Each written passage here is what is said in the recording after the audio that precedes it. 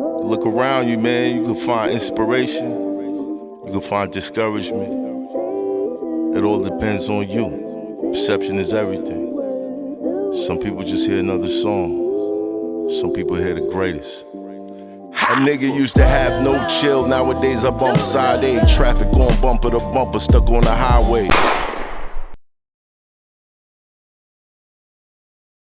How many people offered you a label deal? About five different people offered me. How many of them did you take seriously? I want to know who the 5 was. That's why I'm asking who you took seriously. Yeah. About five deals was offered for me. Offered to me. The only one I took serious was my first one was Select Records. They gave me my first Rock Boy record imprint, but they was indie and it was small, and I could make mistakes. So if I messed up money, I wasn't out in the street. Right. So before I was gonna take the major deal, I wanted to get my feet wet because I never ran a record label before in my life. So I took that experience and I said, I need somebody that I can make some noise with. Then every day I came out of my house, there was this dude sitting on my stoop. But I knew him. I see him on the block all the time, see him around the way. I'm like, yo, man, why you always on my stoop? What do you want? He said, yo, I just want you to hear me. And I said, all right, cool. And he started spitting. And that's Pat Poose. I was like, yo, you're the lyrical one. So he's like, yeah, I'm Pat Poose. I said, yeah, the lyrical one. And it stayed Pat Poose, the lyrical one. So that was the thing, Pat Poose, the lyrical one. Right. We teamed, got in the studio, we started rocking. I said, but we need a record that's crazy. He said, man, I've been working on something, but I don't know what you could do with it. Then he came with Alphabetical Slaughter. Came to A to Z. At that time, we called it A to Z / Alphabetical Slaughter. Right. So we did the record. Knocked it out. I said, but we need another record that's going to take it somewhere else. Then we did a feature record with Papoose, Coogee Rap, and AZ called Thug Connection. So I took it back to the label. I said, this is one of the first projects that I want to kind of start moving out with and get the ball rolling. Right. And they was like, oh, I don't know what this A to Z record is, but yo, this record is crazy. This record is it. I said, all right, cool. Then we put the record out, we printed it up, and that's how we started. So the very first Alphabetical Slaughter that you ever hear, the record ever done, I did. Fire. Shout Now, out to Pat Poose. Big shout out to Pat Poose. Shout out to Pat. You know? So that was the beginning of me taking the label serious, and then he gave me some money. And he told me to control the budget. Now, mind you, I have never controlled a budget like that before in my life, so I started doing the things that I see everybody else doing. Everybody else was doing street teams and everything. I started hiring teams. This is how Gat came in the picture. This is how Fly Tied. I went and bought them a van. I wrapped it. I was like, yo, y'all get ahead, but just don't crash the van up. They took it. We was little niggas too. Little and then I started foul understanding niggas. that I had it. I had the idea down packed. I had the concept of being a label. So at this point, now I'm ready for the majors. But now, this is where my problem really began. They don't want to give me the label. They want me to A&R.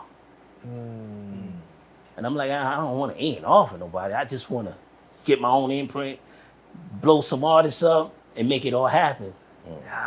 I think you should start as an A&R, get a couple more hits under your belt. Couple more hits? Who did that? Like this, Def Jam did that to me. Universal did that to me. Even Interscope did that to me. I was like, A&R? I can't see A&R then, you know? Because the A&Rs I was dealing with, all I seen stressed out dudes. And I was like, I don't want to be that. Right. I could be down with anything else but be sitting in the office all day, four corners, can't go to no studio, sit here and listen to all these demos that's on your desk and be stressed out. I couldn't do that. So that was some of the problem, is that I didn't want to do the A&R to get to the label situation. Right. So I did production deals. So a production deal kind of gave me the creative control, but not the what we call administrative power to make final decisions. How were they structured? They were set up in a way where I make the music, they put the records out. The imprint says their company / me. But the only thing about it, I couldn't control what single go out first. They let me control my money, so I had payroll. That was the good thing about it. I was able to give everybody money.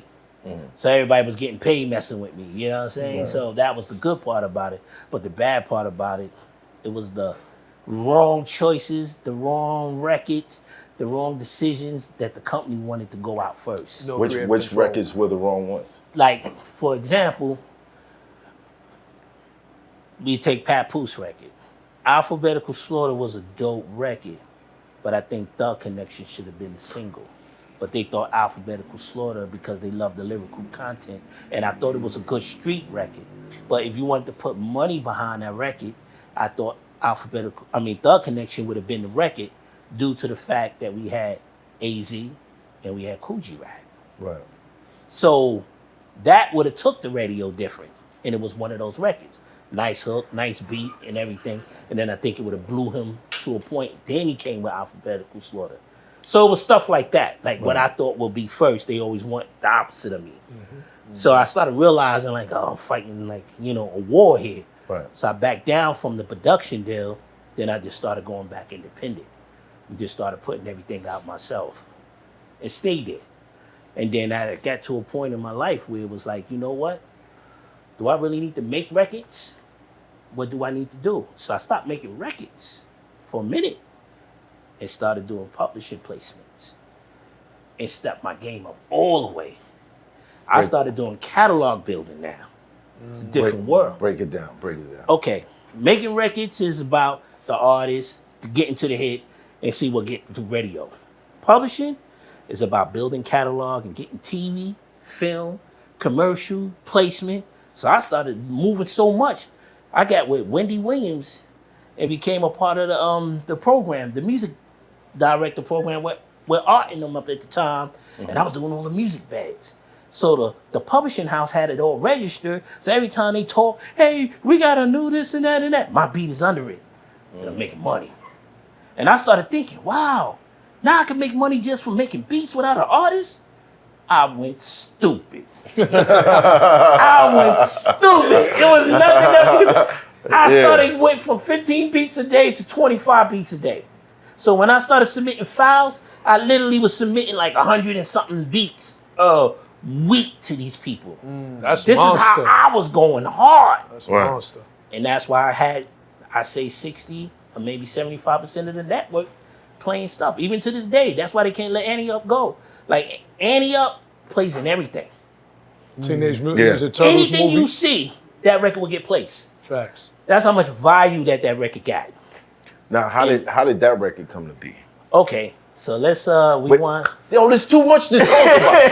Cause I'm skipping Full On Blaze. Like, wait, how did you skip More Money with Nas and AZ? Like, that was my shit. It's a lot of records. Are you in the studio with them when they're recording these? Yeah, I was in the studio. Yeah, especially More Money, More Murder. That was the most interesting session I ever seen Nas and AZ have. How so? Because they was listening to me. And it was real crazy because one of those dudes, he write, but he don't want to write in front of you. He want to go and do his thing over here. Right. He wants you to leave him alone and let him do his thing. And Nas the same way. Nas start rolling up and just sitting there, you know what I'm saying? And then he start writing. So everybody's like in their own little space. But I'm sitting there watching and I'm like, this session is kind of boring. So I go over there and just be like, yo, hey, what are you doing? And then A be like, yeah, I'm about to do such and such. And then I start dropping it. Yeah, but Nas said he gonna do this and he gonna do that. Hey, what? So A lean to the side and start writing a little harder. Yeah. I go over to Nas, Nas, what you doing over there? He like, hey, I'm doing this. And I said, yo, A over there, he getting it in. So now I'm creating friction. You instigate. Yeah, I'm instigating. Brownsville nigga shit. So Brownsville nigga shit. They literally battling in some sense, but for good. Not battling like who's better than other, but who could come with the illest verse at the moment for the song. And that's how More Money, More Murder came about. That's my shit. So when you hear the lyrical content of the song, you like, yo, these dudes is spilling out their pin game for real. Yeah. That's just because DR period chose violence. I started throwing sparks in the air, and no credit took it away from them. They already nice. Yeah. Right. But to be told that someone over there is doing something right, be a little better than you, man, that's gonna raise your levels. My man instigated it. And it was dope. It was dope. He tried to it act was like, dope. He tried to act like his friends is the reason he got kicked out of school. Nah, son. Nah, it was DR period. You know what I'm saying? He left out the fact all those niggas he put on from MOP, Papoose, Smooth and Trig, they all from Saratoga, Brownsville niggas. Yeah, shit. Brownsville Right. thing. Saratoga. So I created this Brownsville sound, and I called it ugly face music. Because every time my beats came on, everybody used to be like this. Scrunch up. I said, why everybody make that face every time they hear my music? I was like, it's that ugly music. So then I just started running with it. You know what I mean? Right. And it was so crazy because the only people that didn't want to hear that was AZ and Nas. They didn't want that. Right. They was like, yo, your beats is dope, but man, we want to rhyme, man. We don't want to be yelling and screaming because they felt like every time they hear those kind of beats, they got to get a lot of energy. But they was like, and then I realized they're not those type of dudes. they wasn't they was lyricists. They was ones that wanted to let the flow and the pin game ride. Right.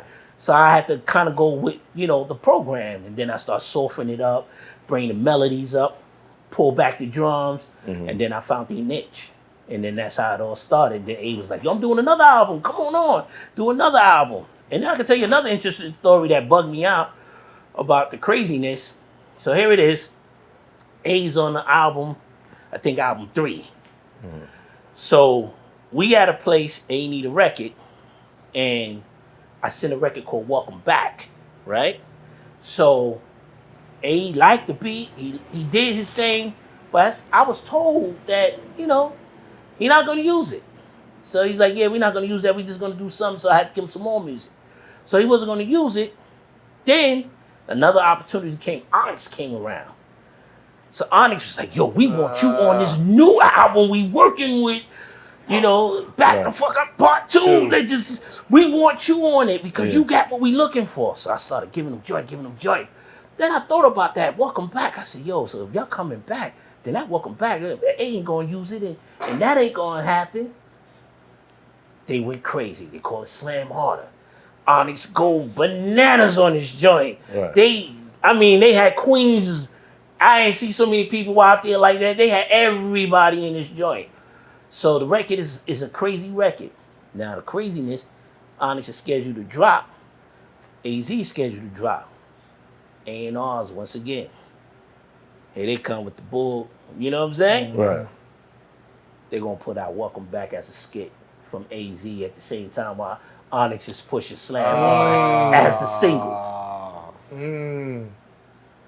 So I go to the label like, yo, why did y'all do that? Now I got Sticky on the phone. Yeah, man. And I'm like, yo, bro, it ain't like that. You know what I'm saying? Then I got, hey, yo, D, you ain't, yo, hey, it ain't like that. But then come to find out, it's the A&R dude that made that call for A, which the beat supposed to have been sent back. A, like, I don't even know how that ended up on the album anyway. So you didn't speak to A? Right. I didn't speak to A. You didn't speak to Onyx and none I of didn't them? speak to none of them. It just Damn. all happened to come out And at this the is same how that time. team shit happened. And this will create son. friction with Right. me and Onyx for a second, and then me and A for a second. It make But you look then like you the bad guy. when they found out Yeah. that it wasn't my cause, like, yo, I don't press the records up, I don't put them out. And then one person ain't gonna use it, I'm gonna take the beat somewhere else and somebody else gonna use it, you know? In those days, you running for the check. Who's gonna use it, who's gonna whatever. But one thing they did, and I kind of think why they did that way, people used to pay me in advance. I was that dude. You did give you a beat, you gave me a check. If you ain't give me the whole thing, you gave me half of it. And the half supposed to be when I lay it, or if I lay it, or if I don't, then we just move on to something else, give me something else, and that still go towards But they the take it next as like a payment. holding. Yeah. Right. So they took that as if they paid me, and then got the nerve to put me in a crazy zone with me, A, my peoples, me, Onyx, my people. Big shout out to Onyx, man. They was men about it. They were like, yeah, D, we found out that these dudes were suckers. Yeah. You know what I'm saying? Right. And he found out that was a sucker move. So everybody looked at it like that and was like, nah, D ain't on it like that. So I got back in good standings with everybody, and we continue on doing business from that point on. But that's the madness of record labels. You got to know what you're getting yourself into, because they will do anything. Because at that point, all the labels was fighting to see who get the first numbers in the first week. That means they got to stab you just to make him look good. They gonna do it. What's up, y'all? It's Matt Hoffa of the legendary My Expert Opinion Show. Y'all can check me out in Chattanooga for the Hip Hop Summit out there, October 14th. I'll be there. Hope you're there too. So, find ways I wasn't trying to slave a 9 to 5 till my dying days. Frank Sinatra, I gotta do it my way.